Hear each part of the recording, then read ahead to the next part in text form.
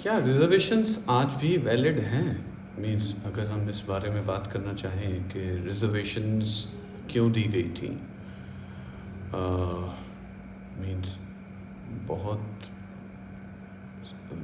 लोगों को गरीबी से उठाने के लिए रिजर्वेशंस दी गई थी।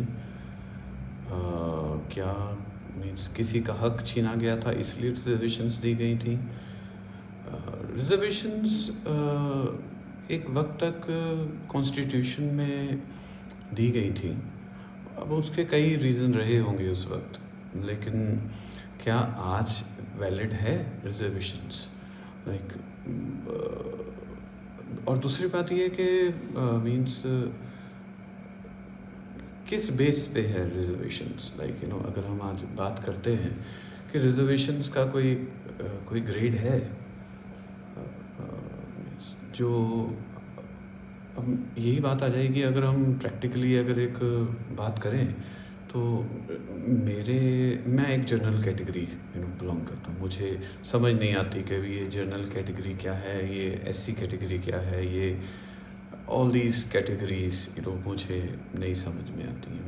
मेरी समझ से परे categories. I am a human being, an Indian and a human being, that's it. मेरी यही कैटेगरी है। इसके अलावा बाकी क्या, मुझे कॉन्स्टिट्यूशन में आप जिस नाम से बुलाना चाहते हैं आप बुला लीजिए। मैं क्या कर सकता हूँ? मेरे पास कोई उसका हक नहीं है। ठीक है, मुझे बोल दिया गया है कि भाई आप इस कैटेगरी में फॉल करते हैं तो आपको इसी तरीके से ज़िंदगी जीनी पड़ेगी, दैट्स इट। मेरा बेटा ही was preparing for NEET 2 years back.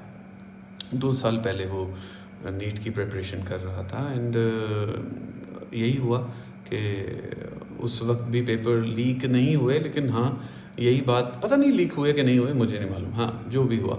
लेकिन मेन प्रॉब्लम तो वही थी कि ही सेड के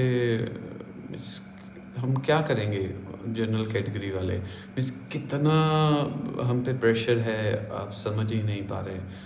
उसने मुझसे बोला, तो आई आस्क्ड हिम कि बेटा इट्स ए विश, आप छोड़ना चाहते हैं तो छोड़ दें। मीन्स लाइक मुझे आपकी ज़िंदगी ज़्यादा प्यारी है, ठीक है। तो he left his preparations for NEET and he went abroad. Like मुझे उसे यहाँ से बाहर ही भेजना पड़ा, बिकॉज हम यहीं अभी इंडिया में अभी तक इसी कैटेगरीज में फंसे हुए हैं कि मैं जनरल कैटेगरी हूँ या मुझे रिजर्वेशंस के बिना मैं क्या कर सकता हूँ, सोचिएगा।